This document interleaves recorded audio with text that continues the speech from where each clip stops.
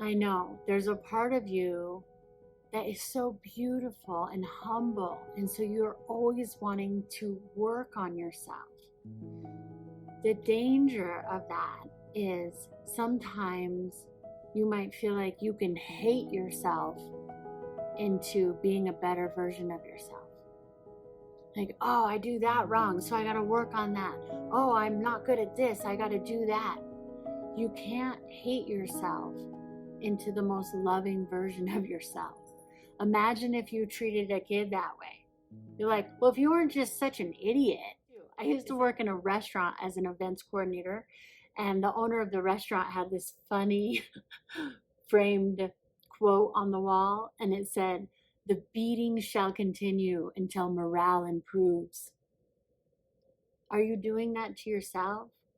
I'm going to beat myself into being a better person. Oh, if I just did that right, if I just did that right, I did that wrong. Oh, you're not good enough. You can't do that and expect yourself to be the most loving version of yourself. And when you do that, you're going to attract narcissists and a lot of toxic people and takers. So what I suggest instead is to loving yourself. Love yourself into the highest version of yourself. When you make a mistake, when you go back to a toxic relationship and you're so mad at yourself, say, okay, I get it. I'm sorry. We're going to do better, but I'm not going to beat myself up into doing better.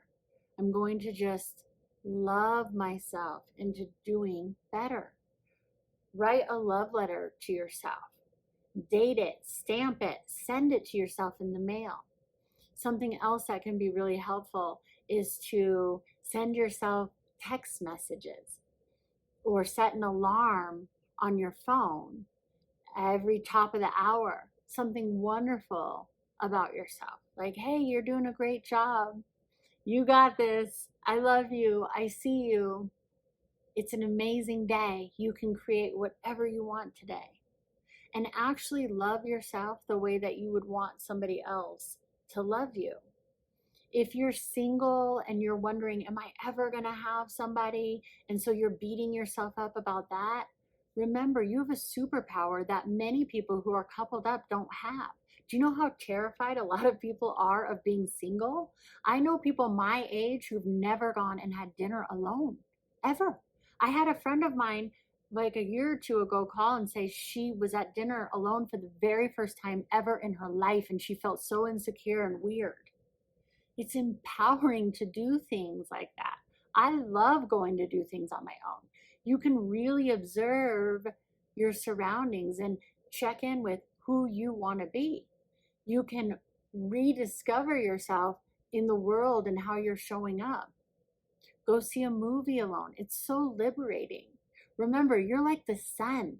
You can shine all by yourself. And then when people are in your life, it's just icing on the cake.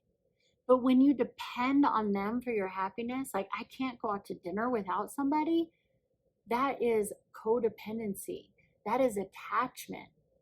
And it can be a very dangerous thing because then you're not loving yourself. You're relying on other people to give you that validation. And so then when they leave, like the video I've done before, you can get into a trauma bond. You're like, wait, please come back here.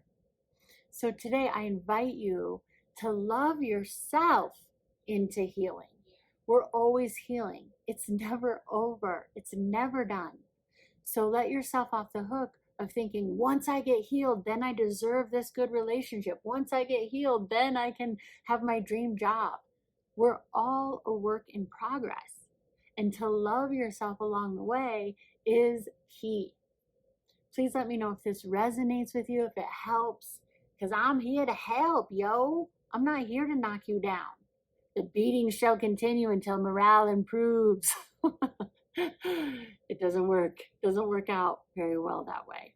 So let me know. Please remember to subscribe because that helps all of us.